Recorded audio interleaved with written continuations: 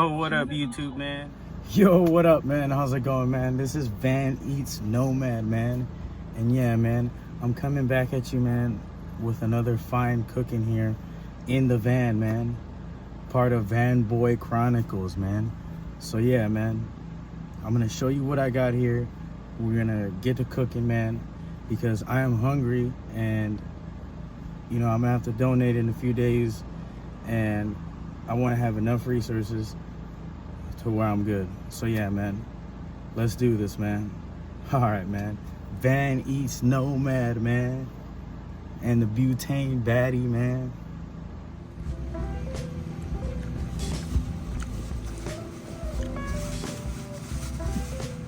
Alright, it's now been 90 seconds. Just pull the pizza out. Oh man, look at that crust. Look at that juicy. Oh man, that was so good. Alright, Papa. We have a pizza. What do you think? Perfect. Was good, huh? Alright. Pizza en route. Yeah. Oh, the hand. There you go. Marvelous. Pizza. Arigato gozaimasu. Mmm. Good. That's delicious. It's got a crust in the bottom. Wow. It's got that black char on it. It's really good.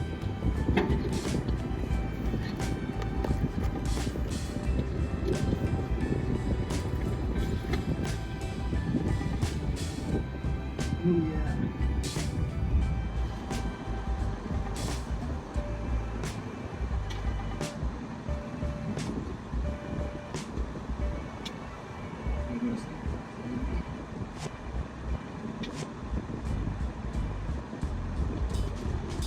What's up, guys? Welcome to Mississippi. This is now state number 13. All right, ladies and gentlemen, so yeah, this is all the stuff I got today, and I pretty much wanted to review it and stuff.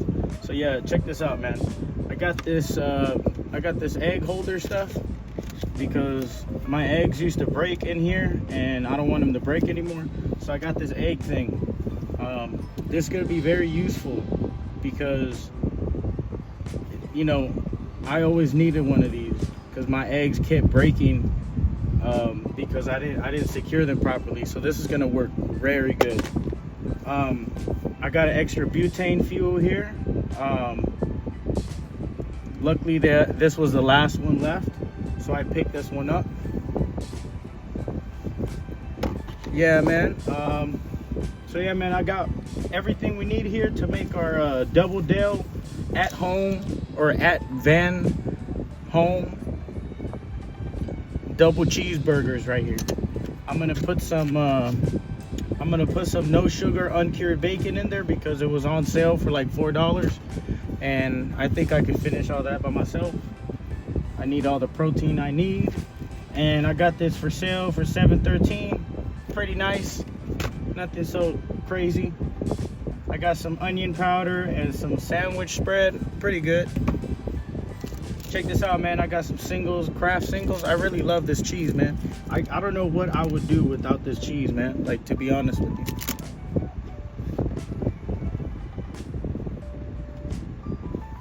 So yeah, man, I got my onion, I got my my tomatoes, I got my lettuce right here, I got my brioche buns, 4 of them for 4 burgers.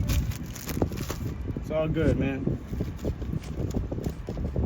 I want to also cook some whole mushrooms because I've been really craving some mushrooms and I've been wanting to eat some, but I just don't want to pay a lot of money for them. So I'm going to cook these up real nice, and that's going to be so awesome. And I got myself a cracker cruncher here with honey ham and American. All right, man. So check this out, man. Stay tuned, man. Oh, yeah, man.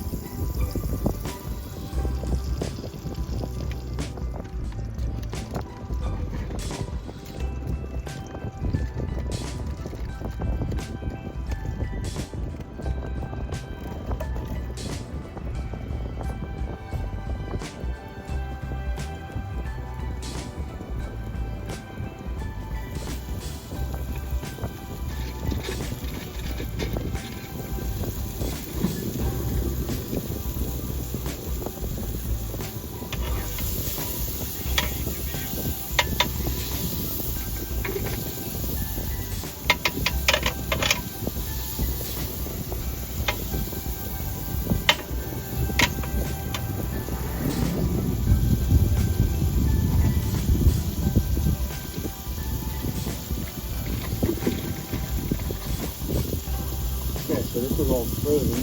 So kind of mash it with the glove.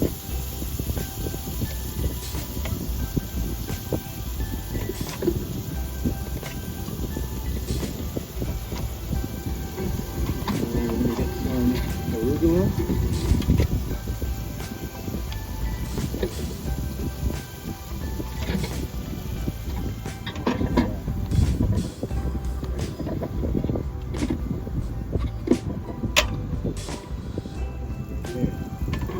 Where the New Orleans Saints play. That's so cool.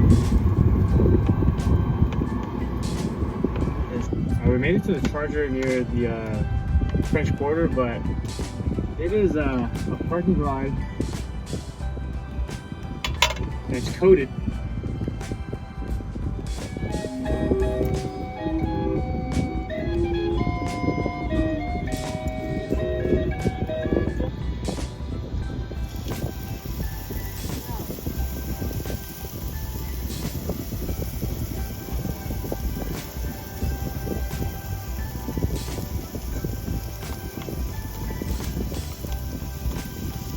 Hi guys, we have made it to New Orleans over here, and we're over at Bourbon Street almost, and it's super hot. But yeah, this is New Orleans, Louisiana, and yeah, it's super historical buildings and structures here. Let me show you all more through it. I literally feel like I'm in like a Disneyland, Anaheim. And on the sides, it's pretty cool. Alright, so welcome to Bourbon Street. I am like more in the outdoors, kind of like on the river or if you're in the backyard with me. Here are the things you need: a pizza, you need tumbleweeds for fire starters, a lighter, some wooden pellets, a fan, a plate with a cookie. And so you get the tumbleweed fire starters, and you're gonna put them into the chute, and then you're gonna get the scooper that is provided, and then put the wooden pellets around the tumbleweed so that way you can use them. Always do that.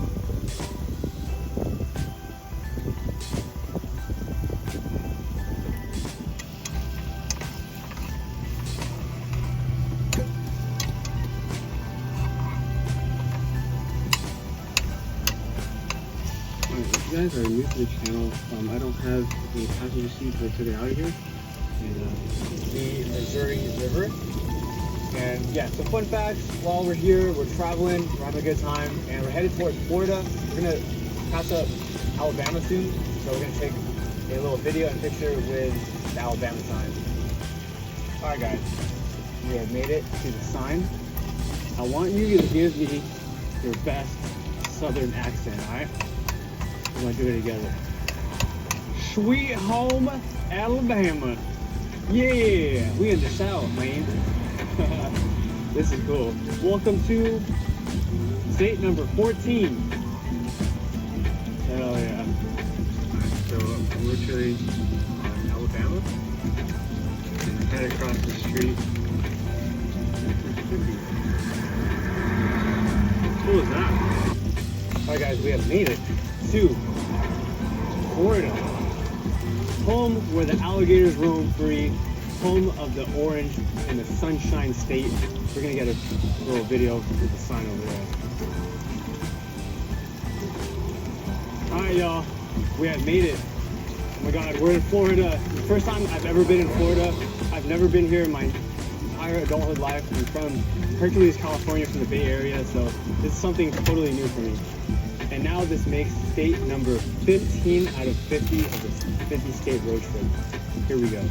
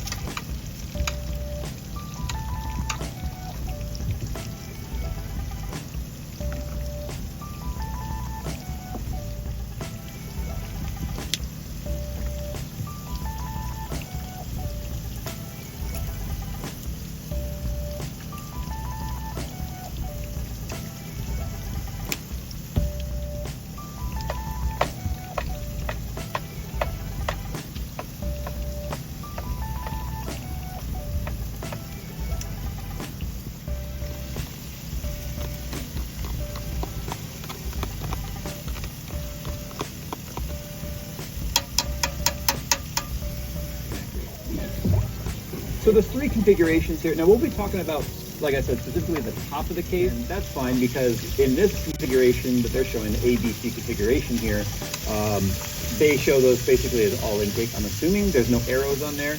But the A, B, and C configuration that they're talking about, I added a 4th one on there, and I'll tell you what that is in a second. The first one is pretty standard. We're assuming we have an air cooler here, and this is only going to really pertain to those that are running air coolers. An AIO would be a completely different story here. An air cooler obviously is passing air through the towers, through the heat sinks, and then out the back of the sink. So the rear fan here in this configuration, and all of them also, we're assuming is set to exhaust. Again, there's no arrows. So this is why this image already kind of bothers me, because the full fan configurations really should work as a system and not just change around a bunch. It's because of the fact that when it comes to the 4080s, 4090, or excuse me, 5080s, 5090s, those are dual blow-through designs, which would be completely different, I think, and all of the technically affect the overall results.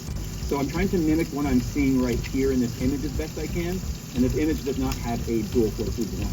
So you also need to keep in mind, I've seen a lot of people have said this, the hot air coming out through the back fan right here could potentially be picked up by the front of the CPU cooler and then heat up your CPU cooler.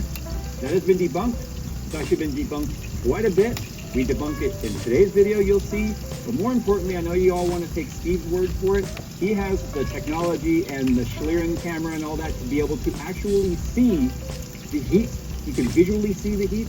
And through all that testing, when 30 series first came out, this is where we first saw the blow-through style cooler.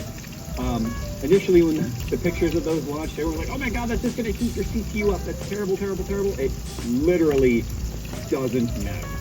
That is what's pretty cool about that. I think that's just because the force of the fan push, as we get into the results here in a moment, is by having these, either the 1 or the 2 fans as intake, I would have thought that those opposing air forces with the GPU air coming up and then the intake air coming down would be a problem.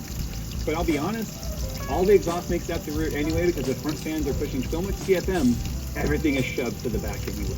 And so much cool air is being mixed in with the GPU heat. I think that's one of the reasons why the CPU also truly doesn't get negatively affected. So moving on, I used 2 different test configurations for this. I used Furmark 2 in 4K, specifically to see how the airflow affects the GPU temp without the CPU being taken into account, because Furmark obviously isn't the CPU at all.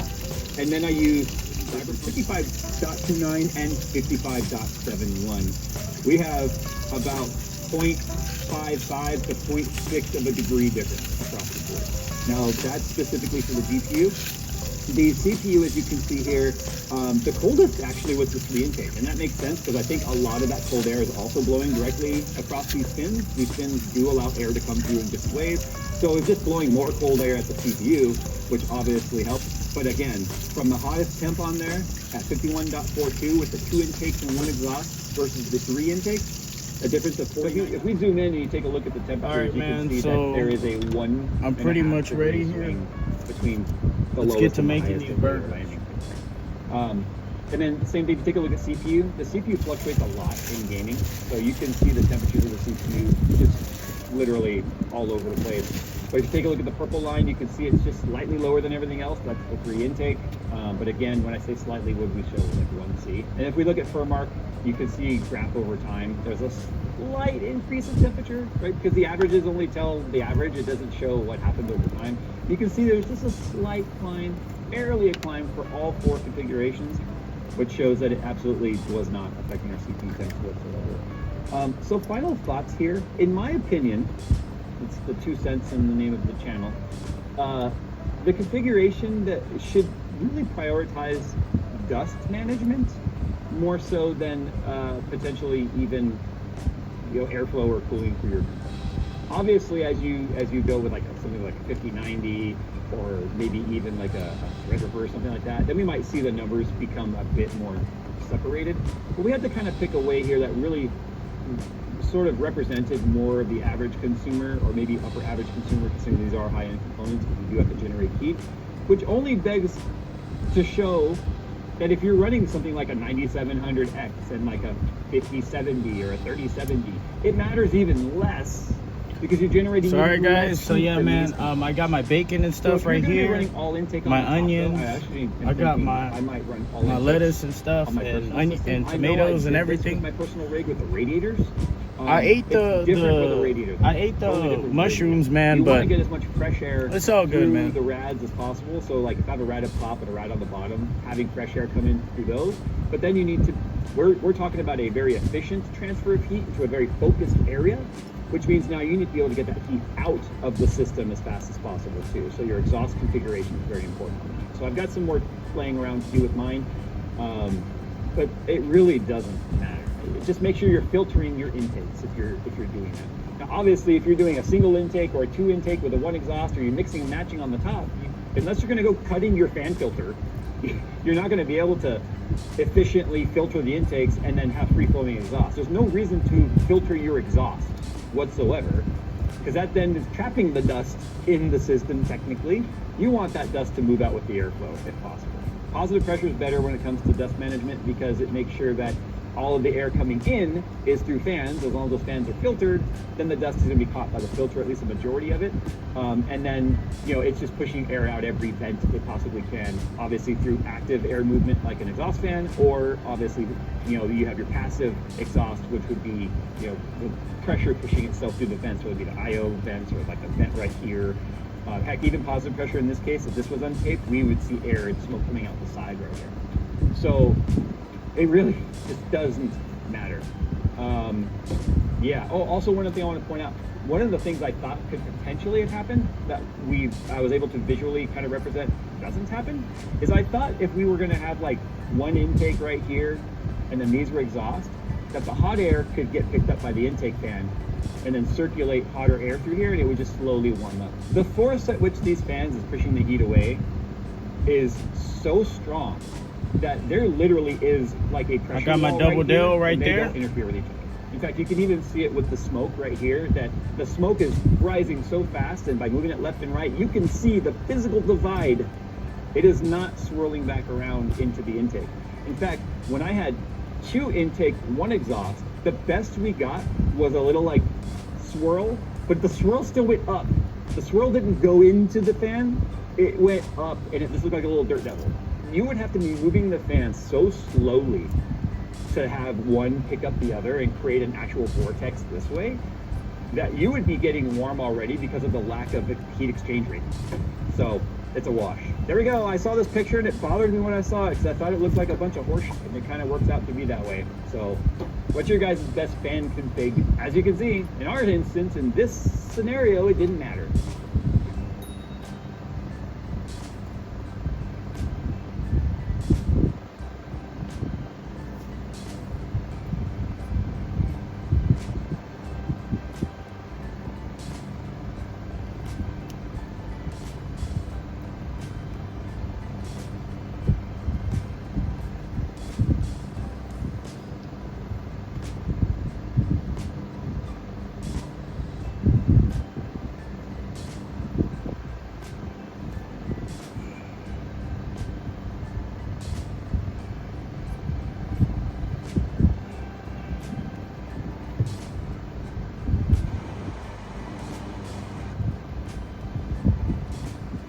All right, my brother, there you have it.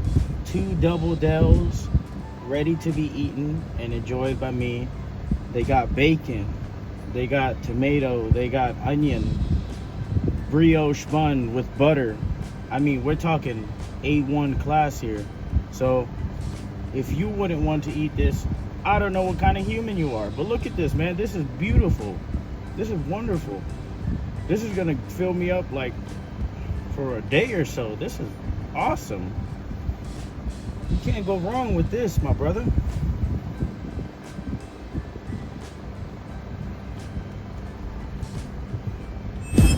All right, man, so this is Van Eats Nomad, man, and this is the part you've been waiting for. So let's try out this burger, man.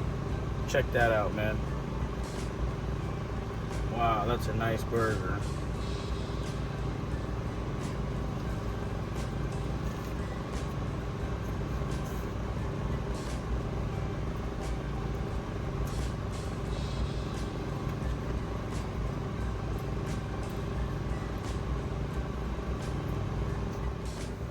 All right, man.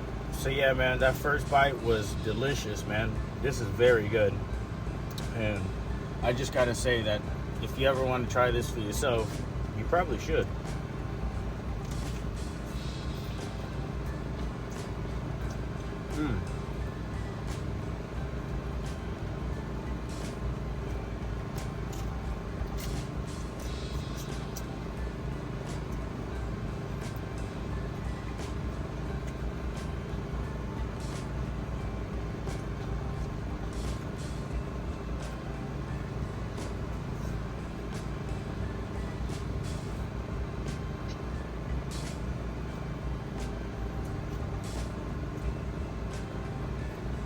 Yeah, that's really good.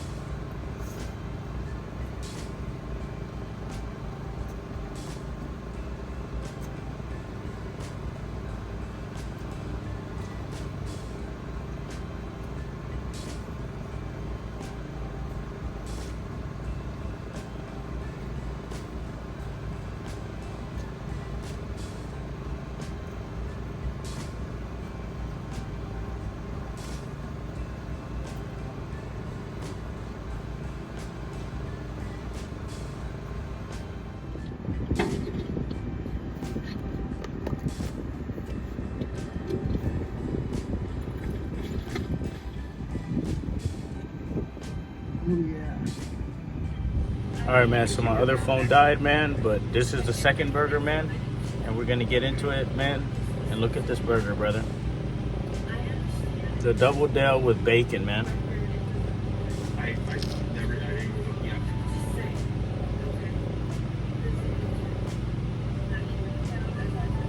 Confronted with the evidence, Chelsea's explanation spiraled.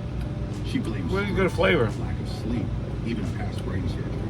I would pay She $5 also for a burger spoke like of the this. tragedy of losing her son just across the street, saying her life had become a living hell. So I know you were a little confused when I asked you where your kid was a little bit ago. Do you want to know where he was exactly? I told you.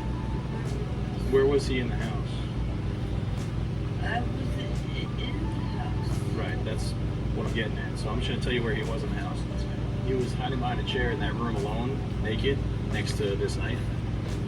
Is that normal, or does that No. concern you whatsoever? Absolutely not, because I left him in the hands of my teenage girl, Okay. which I thought was legal. I thought I was. Listen, if your girls are capable of looking after him, that's fine. But Yeah. you were unconscious with vomit all over you in the driver's seat of the car. So I'm just trying to figure out how long has it been since you checked on your kids? About an hour or so. What happened between when you checked on them and you ended up in the car passed out like that? An hour. But what happened? What took place between you checking on them and you ending up in the car? It's a very good burger, man. What were you doing? What happened? Okay, so I say if you ever have the time, you know, you should try to cook yourself like your own burger. And you'll find yourself saving a lot more money. I'm still trying to gather my thoughts because I don't know. Just because it's quality Anybody else? I don't know. and fresh. Okay, well, do your best to gather your thoughts. Just to be clear, these thoughts are in the last 2 hours, so it shouldn't be too hard to gather them. No, sir. I have been. Okay, let me explain something. I'm listening. Okay. All respect. You know what happened across the street? I don't know. My son died right across the street. You're a what? My son, Okay. Logan Goodman, died. So, Also, man, before I go, man, I just wanted to let you guys know that if you can, you should recommend my video to anybody you guys know. Send it out to anyone. Just you know, just because, you know, if you guys can, you know, share my video out to anyone else that would enjoy, you know, watching someone, you know, watching the Van Boy Chronicles. You know what I'm saying? So, like, I mean, I plan to make this as exciting as it could be. Now until my demise. So, you know, I really want to take you on this journey, and I really want to go places, and I really want to take you guys with me, man. You know, this is pretty fun, man. I like cooking this shit up, man. It's freaking dope. It reminds me of Trailer Park Boys, you know, how united they were to, you know, feed each other how any way they could. And they often used to cook for each other. And that's a very nice way, you know, to show your respect for your friends, you know. So when I do this, it makes me feel like, you know, I'm part of a really nice friendship like the Trailer Park Boys. And it really helps me feel included. So I really appreciate it, man.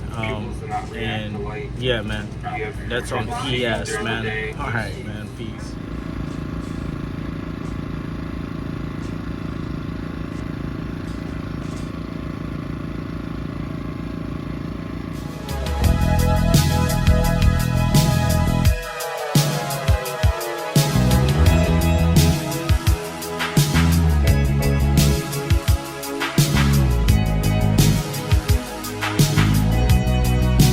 Yo, what up, YouTube, man?